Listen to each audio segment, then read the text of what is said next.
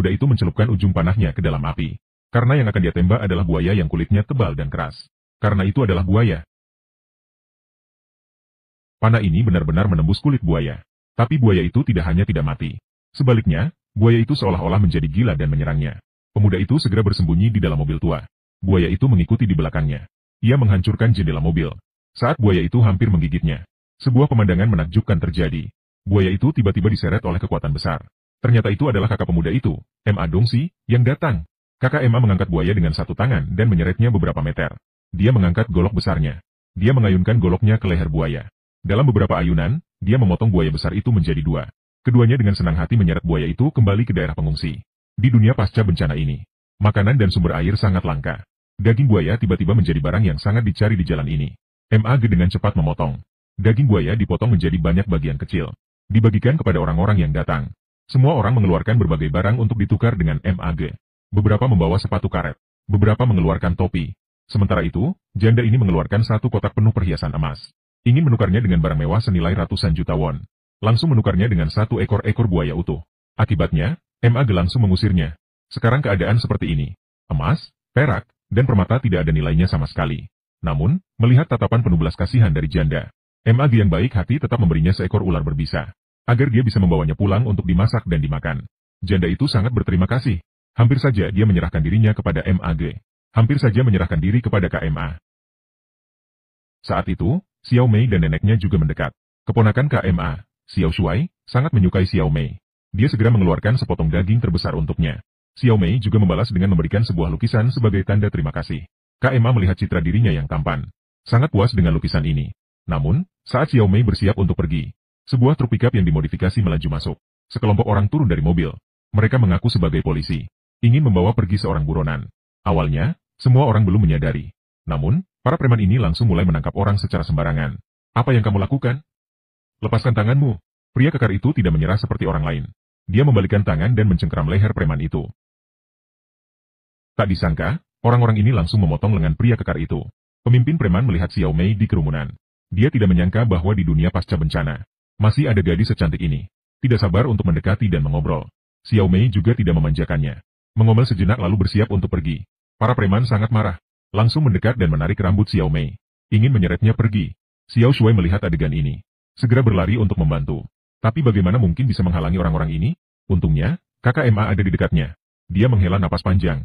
Saat si pemimpin kecil bersiap untuk menyerang, kakak Ma datang. Meminta para preman untuk segera menjauh. Menjauh. Para preman ingin menyerang MAG bersama-sama. Akibatnya, dia terpukul dan terbang sejauh 10 meter. Toko Uni Presiden 10M. Akibatnya, dia terpukul dan terbang sejauh 10 meter. Dalam waktu kurang dari 1 menit, MAG berhasil menjatuhkan semua preman ini. Bertanya siapa pemimpin mereka? Dengar-dengar, dia adalah orang yang dijuluki harimau. Kakak Ma tertegun sejenak. Dia bahkan mengira anak itu sudah mati. Dia menemukan sebotol air bersih dari tubuh preman tersebut. 3 tahun setelah bencana akhir dunia ini. Semua orang belum pernah melihat air sebersih ini. Para preman mengaku jujur. Air bersih didapat dari menukarkan dengan sebuah apartemen. Mendengar ini, semua orang terdiam. Ternyata di dunia pasca bencana masih ada tempat yang begitu baik. Setelah mendengar itu, KMA melepaskannya kembali. Dia juga menyuruhnya menyampaikan pesan kepada harimau. Jika datang lagi ke sini, bunuh saja mereka semua. Dia bahkan menyebutkan namanya. Nama saya Nanshan. Ah, kamu adalah Nanshan. Begitu mendengar Ma Nanshan, para preman segera meminta maaf. Sudah tahu Ma Nanshan ada di sini. Bahkan dengan 10 nyali pun mereka tidak berani datang. Keberanian KMA ini diperhatikan oleh janda. Dia semakin mengagumi KMA. Dia mulai menggoda KMA. KMA merasa ketakutan dan merinding. Dia segera berbalik dan berlari. Dalam perjalanan pulang, KMA melewati rumah Xiao Mei. Dia melihat Xiao Mei berdiri bersama sekelompok orang asing. Orang-orang ini berpakaian bersih dan rapi. Mereka mengaku sebagai guru yang datang dari Seoul. Mereka telah mendirikan tempat perlindungan di sana.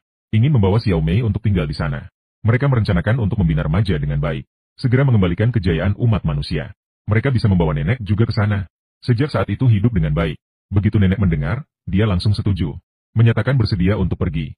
MAG melihat bahwa kedua orang itu sudah memutuskan. Dia juga tidak banyak bicara. Lagi pula, tempat ini hanyalah sebuah tempat perlindungan sementara. Jika bisa mendapatkan perlindungan dari organisasi, seharusnya lebih baik daripada di sini. Ketika malam tiba, Xiao Mei mengikuti guru ke sekelompok alang-alang. Tiba-tiba, sebuah cahaya menyala di depan. Pria yang memimpin menjawab dengan cahaya yang berkedip. Mengonfirmasi bahwa orang itu juga adalah teman. Mereka membawa beberapa pemuda dari daerah pengungsi lain.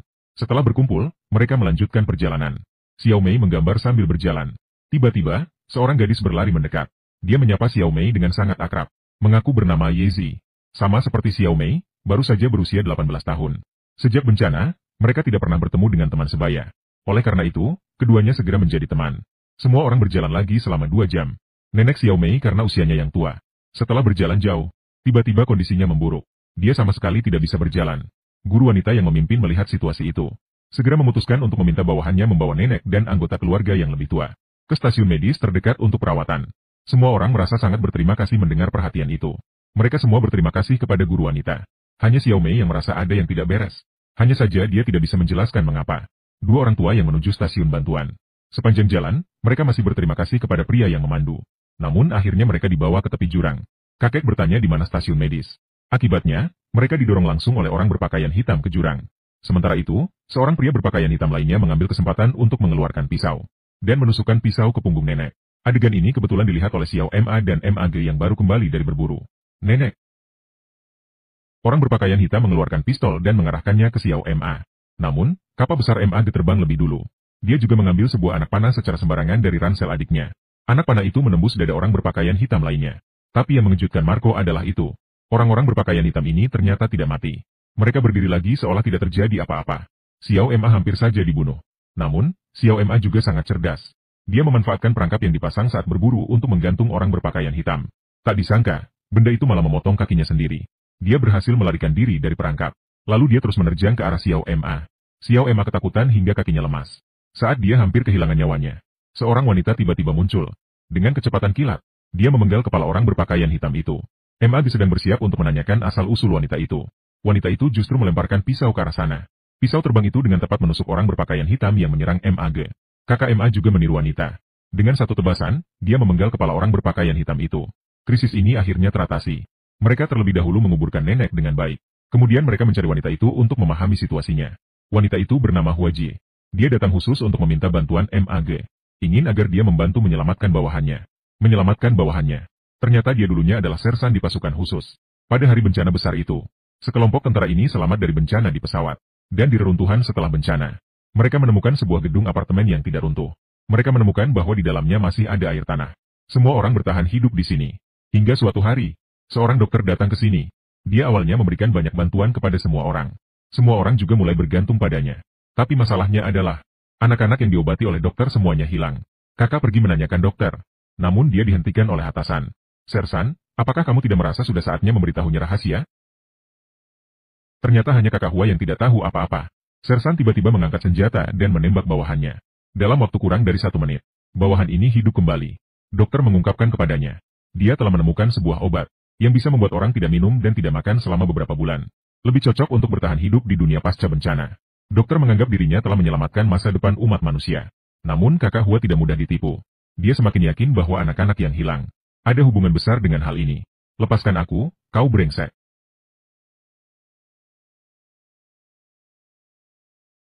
Melihat kakak Hua tidak kooperatif, Sersan langsung mengangkat senjata dan menembak. Kakak Hua melompat keluar jendela setelah terkena tembakan di bagian rusuk. Kakak Hua melompat keluar jendela setelah terkena tembakan di bagian rusuk. Gemas sibuk. Akhirnya memutuskan untuk mencari MA Bang. Akhirnya memutuskan untuk meminta bantuan MAG. MAG semakin cemas setelah mendengar itu. Memutuskan untuk pergi ke apartemen dan menyelamatkan Xiao Mei terlebih dahulu. Saat itu, Xiao Mei dan rombongannya tiba di depan gedung apartemen. Semua orang menyadari bahwa gedung ini hampir tidak mengalami kerusakan. Di sekelilingnya ada petugas keamanan yang berjaga. Ini benar-benar merupakan area yang dikelola secara militer. Semua orang disambut dengan meriah. Di depan gedung diadakan upacara penyambutan sederhana. Dokter secara pribadi keluar untuk menyambut. Memberikan setiap pendatang baru sebotol air bersih. Mengatakan bahwa selama mengikuti dia, semua orang bisa makan dengan cukup setiap hari. Minum air bersih. Dan tidak ada yang berani mengganggu mereka. Kemudian Xiao Mei masuk ke kamar yang telah ditentukan. Melihat pakaian yang tertata rapi. Dan air keran yang sudah lama hilang. Kamar yang begitu indah. Seolah-olah tidak ada bencana yang pernah terjadi. Tanpa mereka sadari, bencana yang sebenarnya akan segera datang. 3 orang MAG sedang merencanakan bagaimana menyelamatkan Xiao Mei. Waji berkata bahwa keamanan apartemen sangat ketat. Tidak ada cara untuk menerobos. Kakak Emma melihat botol air pada pria berbaju hitam. Mengingat kembali preman sebelumnya. Mungkin ada hubungan dengan apartemen. Jadi segera pergi ke wilayah preman. Wilayah preman adalah sebuah aula taman yang rusak. Saat ini 2 kelompok sedang mengadakan pertandingan gladiator. Salah satu pemimpin kelompok tersebut adalah harimau yang terkenal. Dua kelompok tidak sepakat, bahkan langsung memicu kerusuhan di seluruh arena. Situasinya berdarah dan kacau. Pada saat itu, mereka bertiga, KKMA, juga menerobos masuk. Berhenti. Di mana harimau? Lihat siapa ini. Nanshan, sudah lama tidak bertemu. Bajingan itu di sana seperti kentang. Melihat MAG berpura-pura seperti itu, kedua kelompok tidak bisa menahan diri lagi. Langsung bekerja sama menyerang MAG. Putaran baru pertempuran dimulai. Salah satu dari ketiga orang ini adalah ahli terkemuka. Dengan cepat, para preman ini dipukul hingga terkapar di tanah. Harimau juga dipukul jatuh oleh MAG dengan satu pukulan. Orang-orang yang tersisa ketakutan dan melarikan diri ke segala arah. Xiao Ma menemukan senjata dari sebuah kotak. MAG memerintahkan mereka untuk berlutut dalam satu barisan. Tanyakan dari mana senjata dan air itu berasal. Para preman bersikeras tidak mau berbicara. Akhirnya, satu persatu mereka semua dikirim MAG untuk tidur. Ketika giliran harimau, rasa takut mencapai puncaknya. Harimau segera mengaku. Mereka selalu memiliki transaksi dengan pihak apartemen. Harimau bertanggung jawab untuk menculik pemuda dan mengirim mereka ke apartemen. Sebagai imbalan untuk mendapatkan sumber air dan senjata. Setiap kali hari pengiriman, mereka bisa masuk ke apartemen dengan aman. Harimau mengucapkan semua ini sekaligus, pasti sudah lelah. MAG memutuskan untuk mengirimnya tidur. Saya juga tidak begitu lelah. Tidak, kamu harus tidur. Xiao Mei akhirnya mulai menyadari. Di balik apartemen tersembunyi lebih banyak rahasia. Guru wanita meminta semua pemuda untuk berpisah dari orang tua mereka. Anak muda semua harus pergi ke lantai 8 untuk menjadi siswa. Sementara itu, orang tua dibawa ke ruang bawah tanah untuk bekerja. Tugas mereka adalah memurnikan sumber air. Jika tidak bekerja, tidak ada makanan. Xiao Mei dan Ye Zi dibawa masuk ke dalam kelas. Saat memperkenalkan diri, Xiao Mei memperhatikan siswa-siswa lain. Tatapan mereka kosong dan tidak bersemangat. Suasana terasa sangat aneh. Ye Zi yang baru datang terlihat sangat bersemangat. Dia terus aktif menjawab pertanyaan. Ingin menarik perhatian guru.